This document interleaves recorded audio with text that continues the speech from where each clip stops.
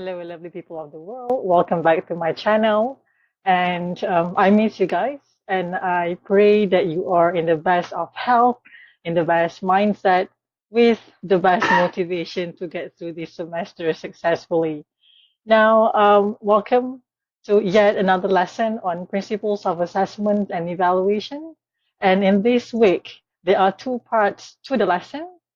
The first part being this video, where I'm going to introduce you to the taxonomy of instructional objectives. Very mouthful. And we are going to look at specifically at Bloom's taxonomy. And following this lesson is the webinar or web conferencing, where we all are going to be attending a class and getting our feet wet and start developing our own chess items. So prior to that, before you start constructing your own questions, it's very important to get an understanding of what the framework or the taxonomy which frames your process of item development. So here I am today, and let's get rolling. So the PowerPoint which I will be using as always, available on my MOOC page. I'm going to leave a link underneath this video so that you can go and download these slides. So, taxonomy of instructional objectives. Very, very long name. Right, let's continue. Let us consider these three types of learning: no learning, rote learning, and meaningful learning. So no learning is quite common. It may not happen all the time, but there are occasions or occurrence during our lessons that students do not make any learning, most probably due to confusion or lack of understanding of what is taught. Now, rote learning refers to memorization or recall of facts and information. This is one of the most dominant characteristics in Pondo education, where students learn primarily via memorizing and trying to recall certain facts and information. Is there anything wrong with that? Not necessarily. There are times in your lesson where you want students to memorize certain scientific facts or terminologies, but not all the time, of course. We do want them to achieve the third time, meaningful learning. Now, this is the kind of learning that we want students to be able to achieve when they walk out of our class. What exactly is meaningful learning? So you can Google meaningful learning up, but basically most of the experts in education would define meaningful learning as the ability for students to make connections between their current learning and their past knowledge. So one of the ways, well, there are a lot of methods and ways where students, sorry, there are a lot of methods and ways which teachers can use to get students to achieve meaningful learning. But one of the ways is through the utilization of a taxonomy. So in our class today, we're going to look at one particular taxonomy, which is Bloom's taxonomy. All right, so we've covered this. Before we go on further, what exactly is a taxonomy? Now, basically, it simply refers to a systematic classification of ordered categories. I'm just reading a slide there. I'm going to slow down my pace. So there are basically three main domains of learning. So if you were to look the word domain up, basically domain means an area or kawasan. And when we talk about learning, there are basically three main domains of learning. We have cognitive, affective, where my hand is, okay, and psychomotor. So when students learn, when students walk into your classroom and start to learn, these students will be activating all the three modes of learning. All right. So all the three types of learning will be engaging. They will be intertwined and operating at the same time. For the students to be able to wake up in the morning and attend your online lesson, that requires motivation, and that's effective. For them to be able to think and to digest your words and develop understanding, that's cognitive. And sometimes they need to move when they are tired and they want to get the engine running. They'll do things to keep them physically engaging as well. And that's the psychomotor. So when students walk into your classroom, they will be activating all the three domains of learning in order for them to be engaged in your lesson. But as teachers, you need to know your particular topic or content taps into or addresses which most dominant aspect of learning, whether your topic is basically more cognitive or more effective or more of a psychomotor side. For example, if you're teaching mathematics, so most of the time you'll be teaching a content within cognitive domain. If you are into physical education, so perhaps it's psychomotor. When you are teaching religious education, moral education, so these are effective. So it is very important for teachers to have deep understanding where do all their content park on. Sorry, because for each of these domains, there are taxonomies, and it's very important to use the right taxonomy. If you are teaching religious education and your content is basically on affective domains, but you are using taxonomy for cognitive domain, it will create confusion and your assessment may not be as effective. So teachers, be sure that you know which is your most dominant domain. Okay, let's look at each of these domains more closely. All right.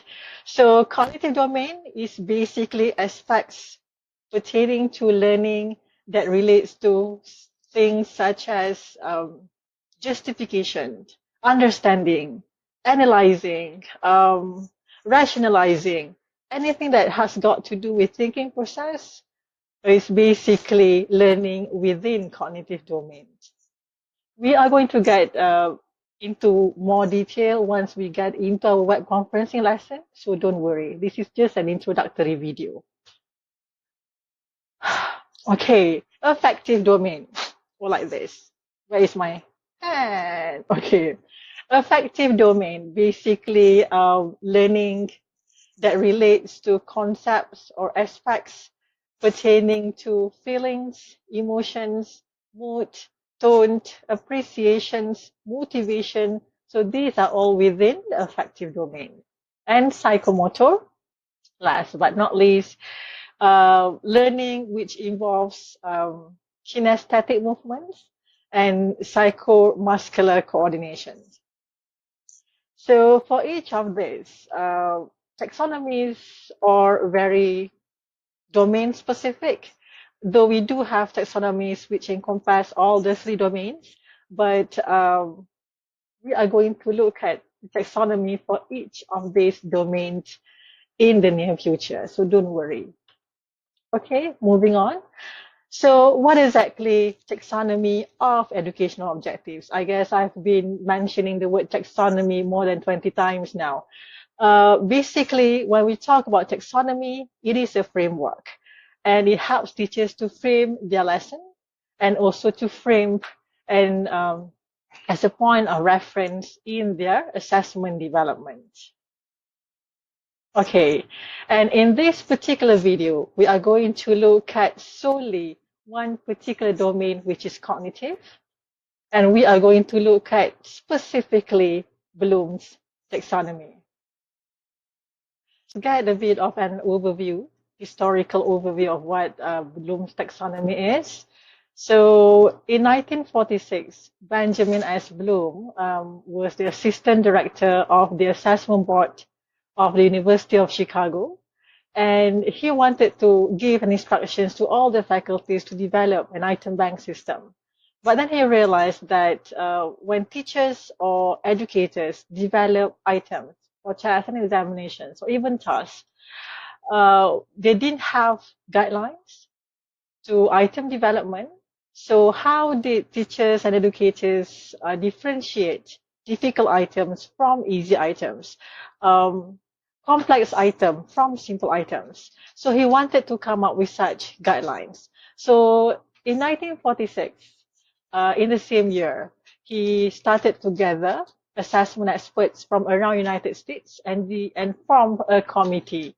So from 1946 up until 1956, so that's 10 years, the committee met twice a year, and at the end of 1956, Benjamin S. Bloom, well, please remember that Bloom's taxonomy is not the work of Bloom alone. It is basically the hard work, the blood, sweat, and tears of the whole committee. And at the end of 1956, the committee published a book with this titled, and with that, the first taxonomy in the world was introduced. So it is hard work, guys. 10 years, twice a year. At the end of 10 years, the first taxonomy in the world, Bloom's taxonomy. Okay, so you can read this, the purpose of Bloom's taxonomy on your own, but ta-da! So basically, this is Bloom's taxonomy. So we do have what we call as the original version. This was the first published taxonomy in 1956. Basically, it is triangular in shape, as you can see here, and the taxonomy consists of 6 different levels. So when Bloom's first published the taxonomy, teachers and educators alike did not want to use this particular taxonomy because even the word taxonomy was very foreign to them. So it is only up until 30 years later that this particular taxonomy has started to gain recognition, and now it is used in most countries in the world. So the physical representation of this taxonomy is, as you can see here, basically there are 6 levels. But what basically Bloom taxonomy is, it is basically what Bloom and his friends said or proposed is that thinking process can be described in 6 different ways. So any normal functioning human being is able to think in 6 different ways. They are able to exercise knowledge, comprehension, application, analysis, synthesis, and evaluation.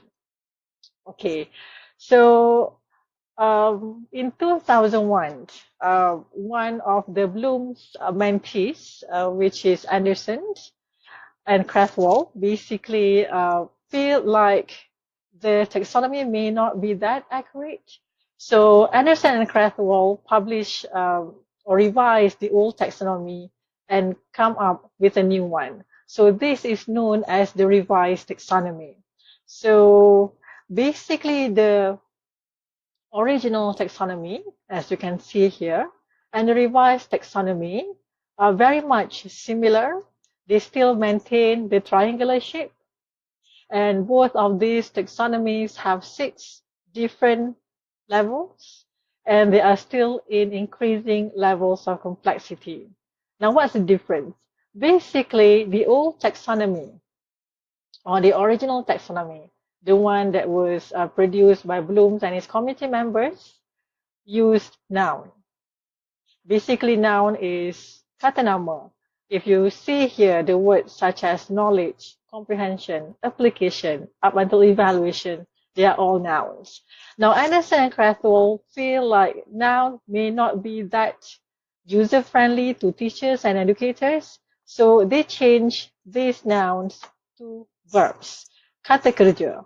And according to Cresswell and Anderson, using verbs will be much easier for teachers because when teachers want to develop their lesson plan and plan for their lesson, they can just use this word directly without having to change to verb when they are writing the instructional objectives or learning outcomes. So basically, the first main difference between the original taxonomy and the revised taxonomy is in the form of the words used. One is in noun and the other one is in verb. Second differences is that Anderson and Cresswell believe that evaluation is not the most complex thinking process. In fact, they believe that create is the most complex thinking process that any human being is able to attempt to. So what Anderson and Krathwohl did is they push evaluation down. Now evaluation has been shifted to the fifth level, and synthesis is renamed to create, and switch as the highest level.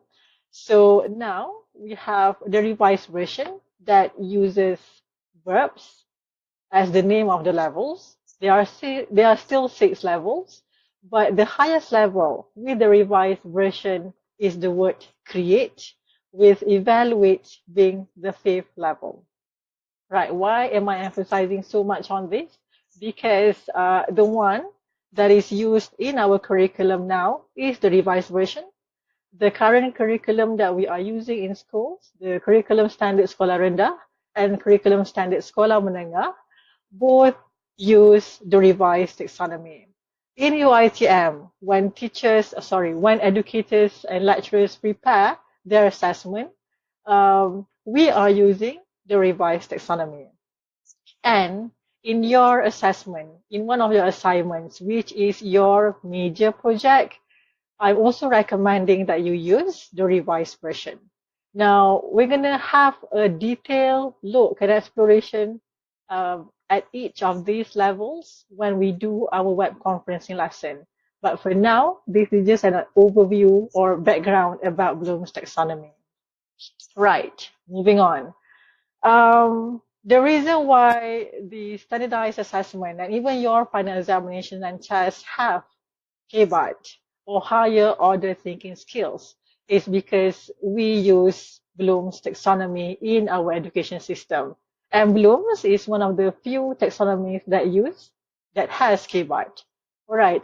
So Bloom's and his proponents further propose that in six different ways of thinking, some of the thinking processes can be categorized as lower order thinking skills, and some of the most complex thinking processes are known as higher order thinking skills.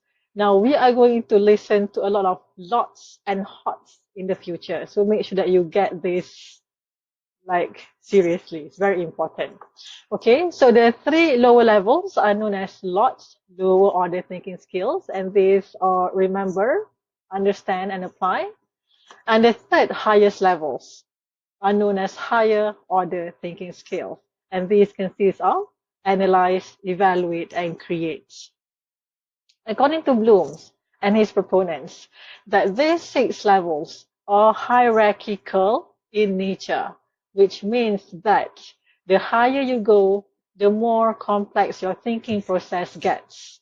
And according to Bloom's and his proponents again, that these levels are of increasing levels of complexity, which means that understand is more complex than remember. To apply requires a bit more complex thinking process than to understand. And when a person or a student creates, the student actually utilizes the entire thinking process. So create is the most complex thinking process anyone could ever attempt to do.